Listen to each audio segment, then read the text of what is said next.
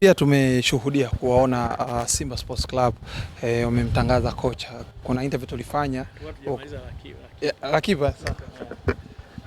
Umezungumza issue ya golikipa, umesema timu ya taifa ni timu ya kila mtu, lakini tayari timu ipo kwenye mashindano jembe, na golikipa ni huyo ndio kipa namba 2 ambaye amepata majeraha ambaye tuliamini angekuwa namba 1. Unawaambia nini wa Tanzania, lakini upo ushauri wako? Mimi mara nyingi nasema timu ya taifa sio ya mtu. Timu ya taifa ni ya watu. Na kila aliyeteuliwa kwenye timu ya taifa manake ni timu ya taifa na ana nafasi ya kuitumikia. Inawezekana kwa wakati huo au wakati mwingine. Lakini anapataje nafasi ya kuitumikia, uwaga inategemea na kinachotokea. Inawezekana ni chaguo la kocha, lakini wakati mwingine zakawa kutokana na hali kama hii imetokea majeraha, na ndio maana kuna akiba kwamba tunakuwa na makipa 3 au 4 wakati mwingine. Sasa hivi ukiangalia mfano kama Foba, kati ya watu tuseme wamechangia kwa kiasi kikubwa Taifa Stars kutopoteza kwa idadi kubwa na kuonyesha iko kwenye good performance ni kipa. Kwa hiyo hii pia ni dalili ya kuonyesha kwamba ametoka mmoja lakini tuna kipa mwingine bora. Lakini kama ingewezekana asingekuwa Foba angeweza pia kufanya kazi yake vizuri hali kadhalika. Andao mimi bado ninaamini kama hayupo Foba, Salanga anaweza kufanya kazi yake vizuri, si ndio? Na ukiangalia hawa makipa wawili ukiachana na Yakubu, wanatoka kwenye klabu ambazo zinashiriki michuano ya kimataifa. Kwa hiyo tunapaswa kuwaamini na wakubali kwamba wanaweza kuifanya kazi yao. Na hata wakati mwingine timu ikiitwa bila kuwepo Yakubu, bado Tanzania tulivyo na talent za magolikipa, kuna nafasi ya, na ndio maana nimekuwa na msisitizo mmoja. Hapa mimi ningependa pia nikazie. Nimekuwa nikisisitiza tunahitaji kuwa na makipa wetu wa kidaka katika timu zetu, especially zinazoshiriki michuano ya kimataifa. Nasema hivyo kwa nini? Nchi nyingi ambazo zimefanikiwa kwa kuwa na makipa bora sana, especially kwa Afrika Kaskazini, ni makipa ambao wanatoka kwenye klabu zao kubwa zinazoshiriki michuano ya CAF kwa muda mrefu.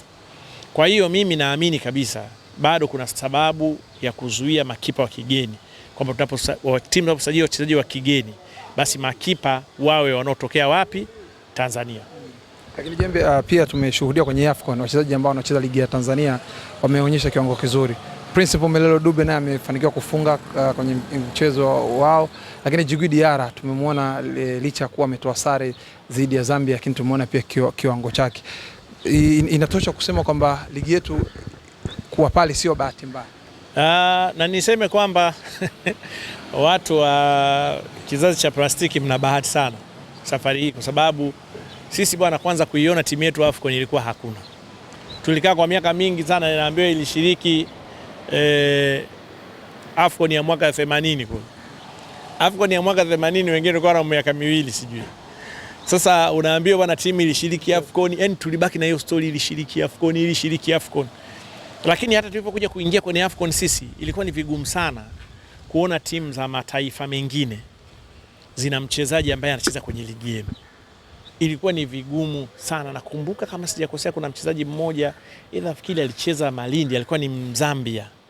Wote wamekwenda kwenye AFCON na alikuwa kwenye timu ya AFCON ya Zambia. Unajua lilikuwa ni gumzo, yani tulifurahia kweli. Utafikiri mchezaji ndio anacheza peke yake Tanzania nzima. Lakini safari hii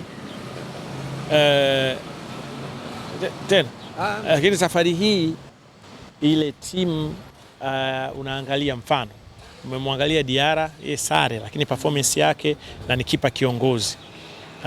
Unaangalia Dube amefunga. Tulimuona Aucho amecheza katika kiwango bora kabisa, licha ya kwamba ana umri mkubwa, lakini bado ameendelea kuonesha kuwa ni mwalimu. Singida watakuwa wamesema hapo, lakini nimemuona pia hata ingawa ametoka kwenye ligi hii, lakini bado amecheza Musonda. Lakini pia umemuona Mukwala. Kwa hiyo mimi naamini inawezekana tukaendelea kuona, nafikiri tutarajia kumuona Aziz Ki na wengine. Hii ni sehemu tosha ya kuonyesha kwamba ligi yetu imepiga hatua kubwa sana. Mfano hata sisi ndugu zetu au jirani zetu wa Kenya walikuwa wanatucheka, wanasema na Tanzania tu itarudi. Nikawa nasema unajua wa Kenya saa zingine wanakuwa utafikiri walevi kwa wakati wote, kwa sababu wewe unamcheka mwenzako yeye aliyekwenda. Wewe hata kwenda haujaenda. Unamzungumzia yeye atarudi, wewe hata kwenda hujawahi kwenda. Lakini sisi Tanzania leo kuna vitu vingi sana vya kuzungumzia. unazungumzia watu kwamba timu yetu ya taifa ipo kule, alafu unazungumzia wachezaji wa kwenye ligi yetu. Ukienda sijui Mali unampata mtu, sijui umeenda Burkina Faso unapata mtu, na hizo ndio nchi za magharibi ambazo ukiangalia hata kipa kupata nafasi pale inabidi apambane na makipa wanaocheza kwenye ligi kubwa za Ulaya, lakini wachezaji wanaweza kupata nafasi za kuanza, wachezaji wanapata nafasi ya kuingia.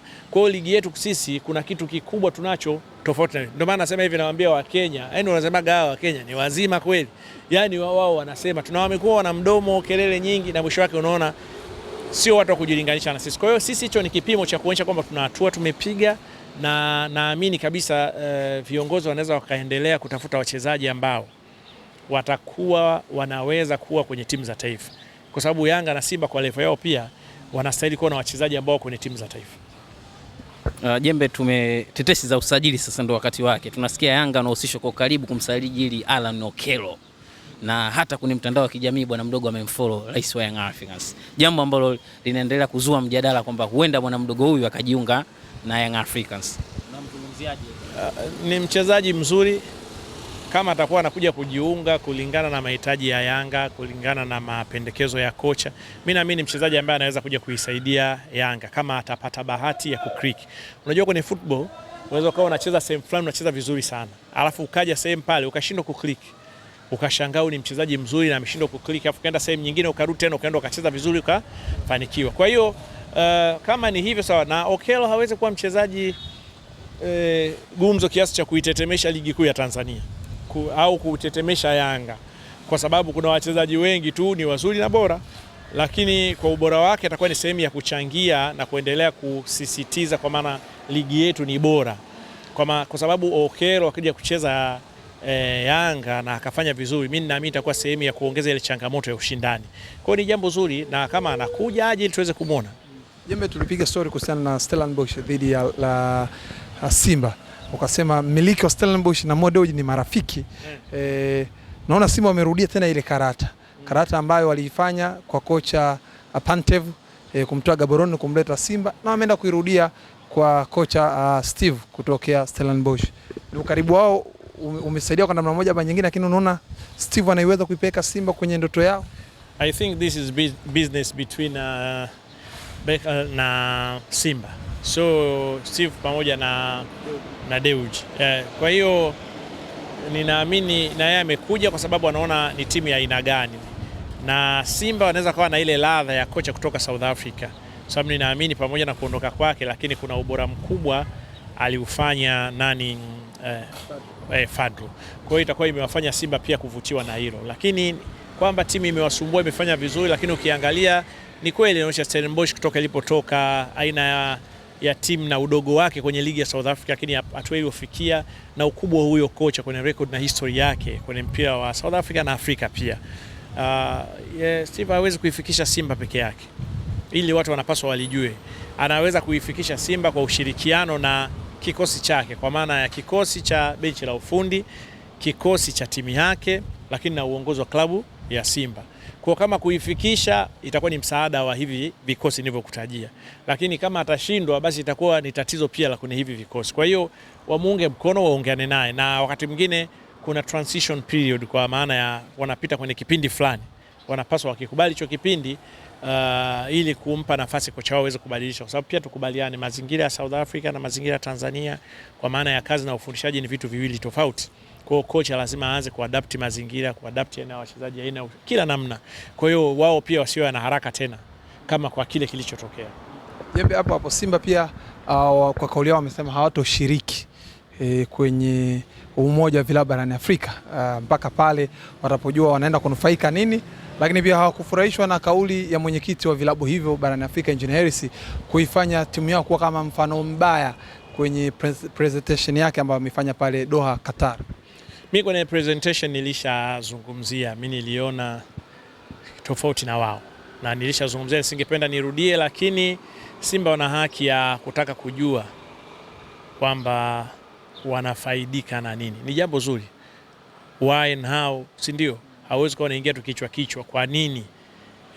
Hiyo mimi bado kwanza naona kama ACA ni kitu ambacho tunapaswa kuendelea kujifunza. Mimi toka mwanzo nimekuwa nimeona kama kasiasa fulani hivi CAF na kadhalika na nini, lakini siwezi kuiconfirm hiyo mpaka niwe nimethibitisha vitu. Kwa hiyo nataka kujifunza, nataka kusikiliza, nataka nione, lakini uwepo kwake kama una faida ni vizuri pia. Kama kuna kitu tunaona hakifai, tunaweza tukakiboresha kwa kusema kwamba hiki kitu kikiboreshwa hapa na hapa inaweza kuwa ni vizuri zaidi. Kwa hiyo Simba kuhoji sababu na umuhimu wa kuwa pale ni jambo zuri, lakini ni vizuri sana na wenyewe kama watapata uhakika wakaona kuna nafasi ya kujiunga na kuna faida kwa ajili ya Simba na wana Simba, basi ni vizuri wakajiunga, wasiache kujiunga kwa sababu ya mambo ya gubu la utani.